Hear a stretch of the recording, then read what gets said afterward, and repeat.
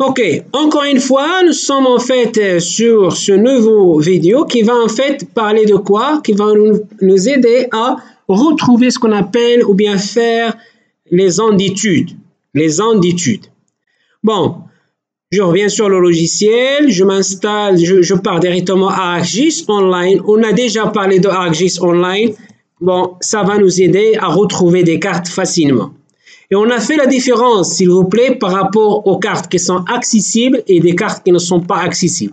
Pour le moment, ces cartes que vous voyez là sont accessibles, ça ne nécessite pas, on va dire, de droit, on va dire, ou bien ne sont pas confidentielles. Et ça existe sur le net. Bon, là, c'est une carte qu'on a appelée la carte du Grand Maghreb. C'est une carte, pour le moment, n'est pas parlante, n'est pas très parlante. Pourquoi? Parce qu'on n'a pas encore utilisé les codes couleurs. Et les codes couleurs, on va dire qu'on va utiliser, ce sont suivant des conditions qu'on peut rentrer. Par exemple, une fois que vous changez ici la couleur, on voit quand même que même si avec une couleur qui est unique, elle n'est pas parlante. Mais on a le droit quand même de changer la couleur juste en cliquant quoi? En cliquant ici directement à travers ce bouton-là. Ce bouton, en fait, on le voit encore une fois en double-cliquant exactement, en double-cliquant sur Maghreb. Et on voit le bouton qu'on vient de voir, c'est par rapport à ce qu'on appelle Feature Single Symbol. Et là, vous pouvez en fait changer votre feature, donc vous pouvez changer votre symbole ici. Ça, c'est une première condition. Je viens de dire, ou bien j'ai déjà dit, pardon, que ça, c'est pas suffisant. Ça, c'est pas suffisant. Pourquoi? Parce que tout simplement, qu'est-ce que vous avez ici? Vous avez, s'il vous plaît, vous avez d'autres critères. Et les autres critères, ils sont sur Open Attribute Table. Vous avez plusieurs critères. Et donc, ces polygones qu'on voit ici sont tellement différents. Soit ils sont différents par rapport à quoi? Par rapport à l'idée, par rapport à l'idée ici, par rapport au name, par rapport à l'area, ou bien par rapport au length. Et donc, puisqu'ils sont différents, cette différence doit être visible dans quoi? Dans les couleurs que je vais afficher, ou bien dans l'affichage principalement. Et c'est là qu'on a fait le premier TP, ou bien la première pratique relative à la symbolisation. Et cette symbolisation, comme j'ai dit, vous pouvez double-cliquer ici et retrouver symbologie ici, ce petit, on va dire, ruban, symbologie, et vous allez venir à catégorie, par exemple. Regardez, s'il vous plaît. Avec la catégorie, on peut, par exemple, faire une symbolisation à travers les idées. Et c'est pourquoi il faut venir cliquer sur Add All Values. Et une fois on clique sur Add All Values, qu'est-ce qu'il va faire? Il va faire une petite codification à travers les couleurs. Et donc, voilà en fait pour les valeurs. Voilà pour les valeurs. Voilà pour les valeurs, vous avez des codes pour les valeurs. Ensuite, je peux encore une fois répéter, vous double-cliquez ici sur Maghreb et vous pouvez à la fois sur les valeurs, sur les idées, vous pouvez faire quoi? Sur les noms. Ou bien vous pouvez faire une symbolisation par rapport au nom.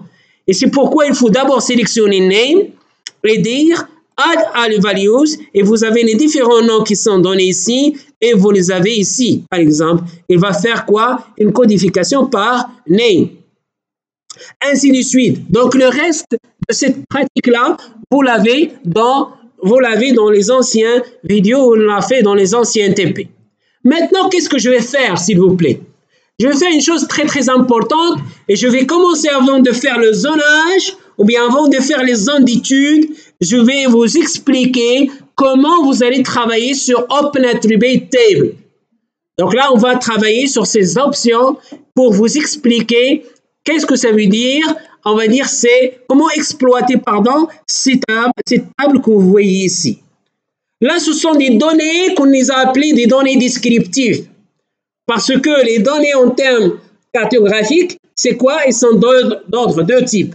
Il y a les données géométriques, il y a les données descriptives, et ce sont des données qu'on peut les vérifier à travers Identify. Et vous avez Identify, et qu'est-ce que vous avez? Lorsque vous allez cliquer sur n'importe quel polygone, il va vous donner quoi? Les données descriptives relatives à ce polygone. Donc, comme exemple, comme l'idée, comme le name, comme shape area ou bien shape length. Regardez s'il vous plaît. Maintenant, qu'est-ce que je vais faire? Je vais faire une chose très très importante. Par exemple, là, je suis intéressé par ce polygone-là. Ce polygone, tout simplement, il est codé à 836. Son nom, son ID, c'est 836. Qu'est-ce que je vais faire? Je vais venir ici à quoi? À Open Attribute Table. Et je vais tout simplement essayer de chercher le 836. Voilà, c'est le polygone relatif à la région de Béchar. Ça existe en Algérie. Une fois on sélectionne comme ça, on voit que la région Béchar, ça a été sélectionné. Et qu'est-ce qu'on va faire? Tout simplement avec une petite commande ici au bouton droit, et vous allez faire data, et vous allez exporter la data. C'est-à-dire quoi exporter la data? Vous allez exporter pour essayer de dissocier ou bien de faire une petite dissociation de quoi? De cette région qui est Béchar, mais je ne vais pas la dissocier et la remettre n'importe où. Je vais la dissocier pour la définir comme un nouveau layer. Et ce layer-là, je vais l'appeler tout simplement, je vais l'appeler Béchar ou bien Béchar comme région Béchar. Vous voyez ici, je vais partir à général et je vais noter Béchar comme le nom de la région. Maintenant, une fois je déclique sur Maghreb, j'ai la région de Béchar qui s'affiche tout seul. Bon, la même chose, une fois vous voulez choisir une autre région, qu'est-ce que vous avez? Bon, je connais maintenant cette région, ça s'appelle Naama, c'est le code 860. Qu'est-ce que je vais faire? Je vais répéter la même action. Je vais venir là, bouton droit sur Maghreb, Open Attribute Table et venir sélectionner le 836. Le 860, pardon.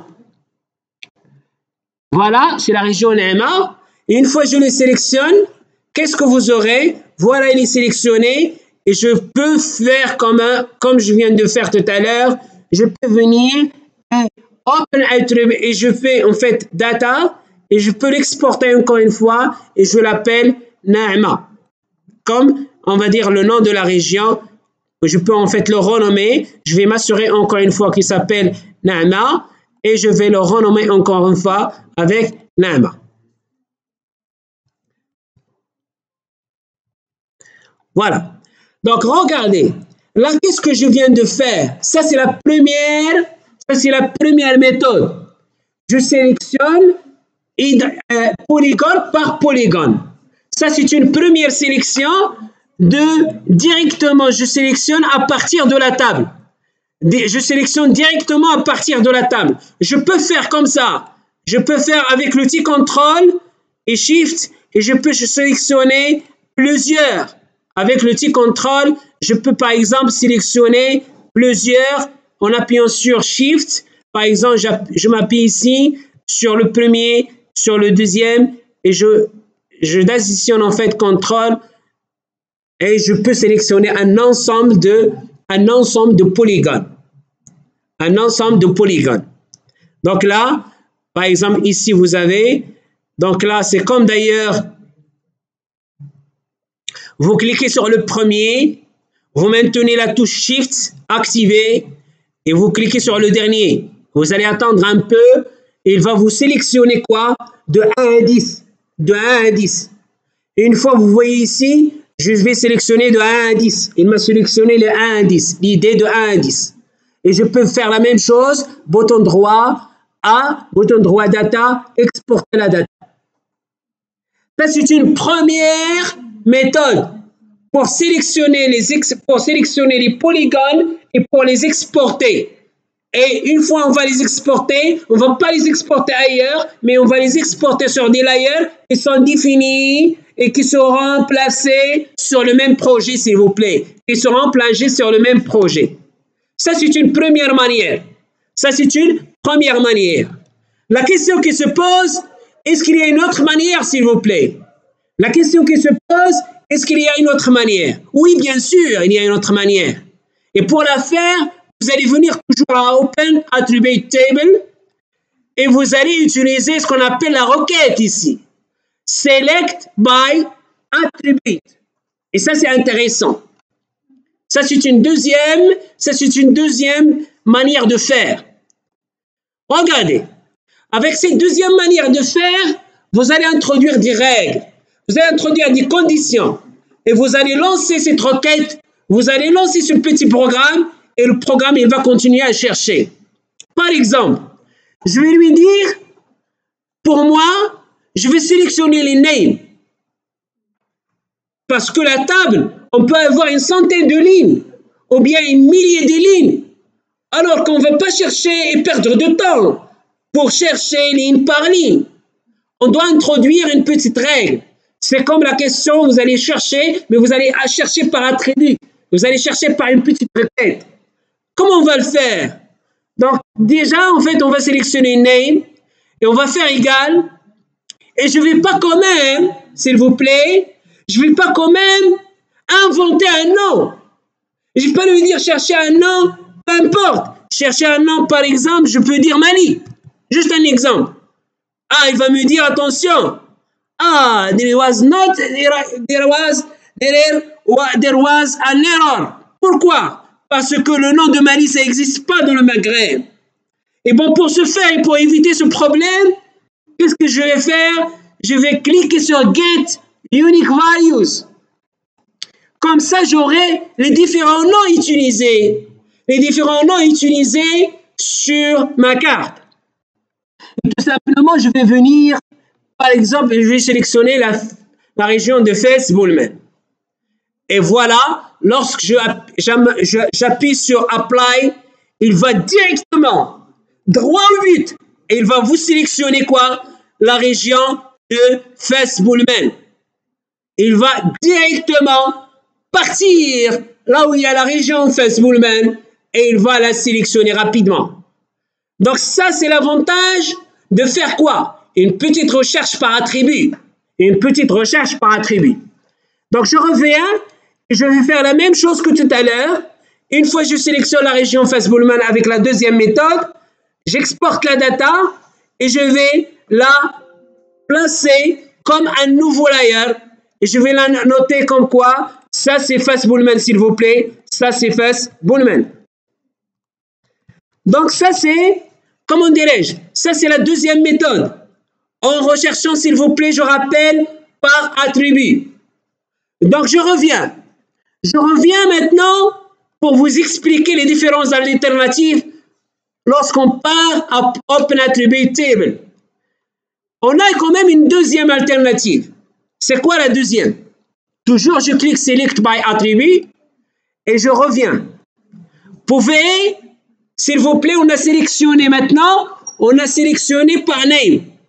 Et je répète, comment vous allez faire? Name égale, et au lieu d'inventer un nom, qu'est-ce que vous allez faire? Get Unique Values, et vous allez chercher la valeur que vous voulez. Par exemple, on a fait Fès-Boulmen.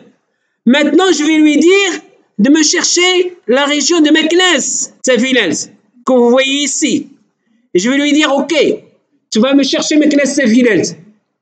Donc là, c'est le premier nom qu'il va chercher, le premier polygone qui s'appelle Meknès, Sevilens. Alors que, qu'est-ce que je vais faire? Je ne vais pas encore faire OK. Je vais cliquer sur OR. Lorsque je clique sur OR, je lui demande d'introduire quoi? Un autre critère. Par exemple, name égale, maintenant c'est Fès-Boulmen, je peux aller partir pour chercher par exemple une autre région. Et cette région, je l'appelle par exemple Oujda, ou bien je l'appelle par exemple, voilà, Taza par exemple. Donc là, je vais chercher les deux. Je vais à la fois chercher Meknès et à la fois Taza. Lorsque j'applique Apply, qu'est-ce qu'il va me faire? Regardez le résultat, il vous a donné les deux. Il vous a donné à la fois Meknès et à la fois Taza. Vous pouvez introduire encore une fois une autre recherche dans votre dans votre CADA, on n'a pas encore fini, on peut rajouter encore une fois Open Attribute Table, on peut rajouter encore une fois une autre recherche. Donc, regardez, en premier, on a sélectionné directement à partir de la table. Ça, c'est la première chose. La deuxième, on a cherché par rapport au name. Et on a introduit un nom qui s'appelle par exemple, regardez, qui s'appelle comment? Get value. On a appelé face. Ça, c'est juste un exemple. Vous pouvez choisir n'importe quel nom que vous voulez. Ou bien Marrakech par exemple. Or, maintenant, qu'est-ce que je vais tester encore une fois? Je vais tester est-ce qu'il y a la possibilité. Donc, je vais utiliser la requête nom or l'id. C'est-à-dire, je vais dire id value. Regardez, c'est une fonction composée de deux. Donc, id, et je vais faire inférieur ou égal à un nombre qui est 5. Ça, c'est une technique très, très importante. On va lui dire, tu vas me chercher le polygone qui s'appelle Marrakech et tu vas me chercher tous les idées qui sont inférieures à 5. Regardez, normalement, il va me donner un résultat. Mais avant de cliquer sur OK, je vous conseille de faire la vérification. Ah bon? La vérification, ça a bien passé. The expression was successfully verified. Donc, l'expression est bien écrite. Donc là, c'est bien, on va retrouver un résultat. Et donc, on a mixé deux conditions. La première condition relative au name et la deuxième condition relative à l'idée. Regardez. Bon, je vais vous montrer le résultat et après, on va voir. Bon, il faut que je clique sur Apply. Donc, je vais refaire. Il faut que je clique sur Apply pour activer la commande. Donc, je vais revenir, je vais revenir à Open Attribute Table. Qu'est-ce qu'on a fait? Regardez, les choses importantes. Open, on a dit, par exemple, name. Pour ne pas trop chercher, pour ne pas se perdre, qu'est-ce que je vous conseille? Je vous conseille tout simplement à partir sur Get Value. Get Unique Value, comme ça, vous aurez une idée claire sur le nom que vous allez choisir. Par exemple, la région de Fès. Une fois je clique Or, là j'introduis une autre condition. Je vais lui dire, tu me donnes le nom relatif au polygone relatif à Fès Woolman et tu me donnes aussi les polygones ou bien qui ont un nom. Je peux introduire qui a un nom égal justement à Meknes par exemple. Je peux dire comme ça Meknes. Or, encore une fois, tu vas me donner les names qui sont égales à la région de quoi? De Taza, ainsi de suite. Vous pouvez introduire plusieurs conditions, s'il vous plaît, suivant votre demande. Avant de cliquer sur Apply, qu'est-ce qu'il faut faire? Il faut cliquer sur Verify. Quand même, l'expression, elle est bien écrite et le résultat, il l'a trouvé. On a quelque chose ici. On a un résultat qui est un résultat satisfaisant. Regardez, qu'est-ce que je vais faire encore une fois? Avant d'activer ou bien avant de cliquer sur Apply, qu'est-ce que je vais faire? Je vais supposer. Je vais encore une fois introduire OR. Regardez. Et je vais lui dire, tu vas me chercher les noms qui est égal, par exemple, je ne sais pas. Donnez-moi un nom qui est égal, par exemple, Hamria. C'est un nom, une petite localisation, ou bien on peut dire au remède, ou bien je ne sais pas, ou bien Moulay Yaqoub par exemple. Moulay Idriss. Ça, c'est une ville. Attention, là j'ai introduit un nom comme ça, au hasard. Un nom qui vient qui me vient dans ma tête et je l'introduis. Qu'est-ce que je dois faire? Je dois cliquer sur Verify. Ah, il y a un problème ici. There was an error. Il y a un problème, s'il vous plaît. Donc, là, l'expression que vous avez écrite, ça présente un problème. Il va vérifier. C'est comme vous avez c'est comme vous avez fait un code sur un logiciel de programmation et vous avez un problème ici relatif à quoi? Relatif à votre programme. Et donc, si on fait un OR, par exemple, ID, regardez. Et lorsque j'ai fait getValue, je peux dire égal, regardez les idées, j'ai un kada jusqu'à quoi? Jusqu'à 30, 32 et après j'avais un gap de 830.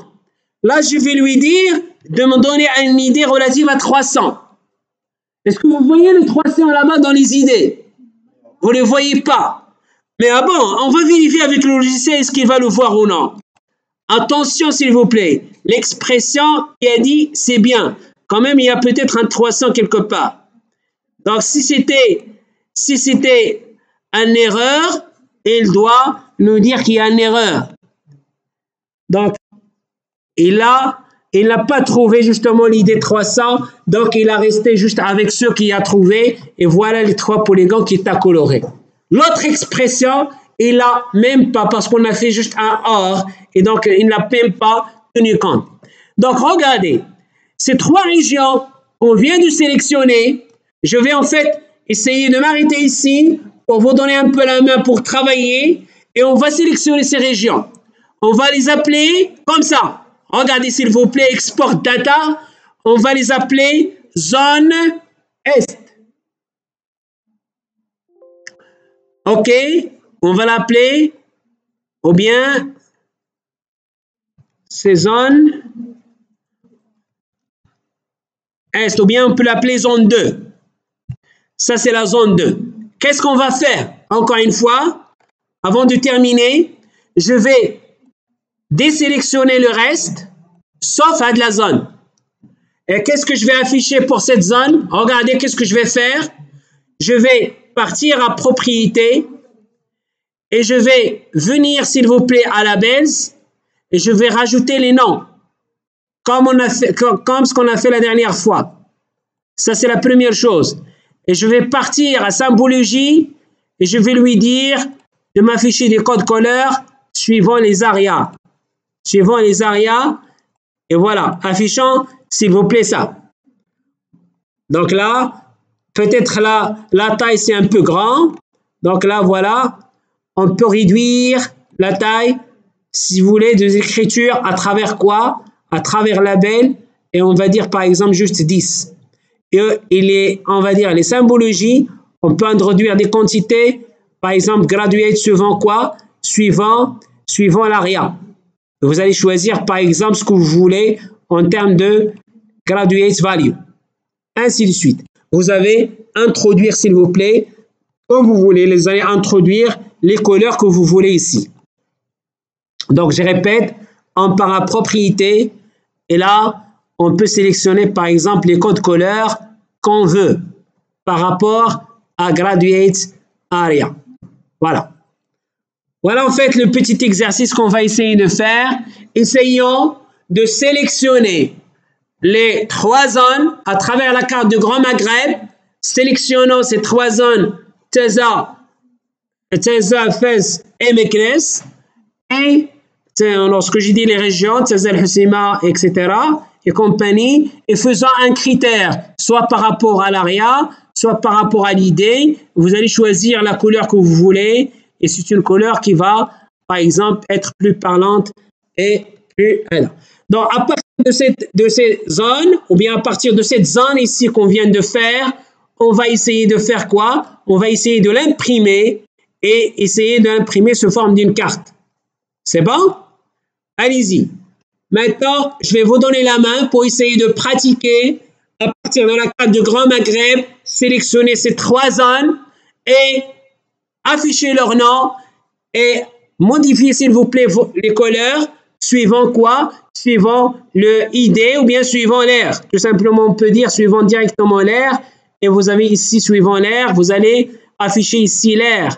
C'est pas J-value suivant l'air et vous allez faire l'affichage suivant l'air. Voilà. À partir de là, on va pouvoir continuer, on va pouvoir faire quoi? Une carte et on va l'imprimer. Merci encore une fois pour votre attention et je vous donne la main pour pratiquer.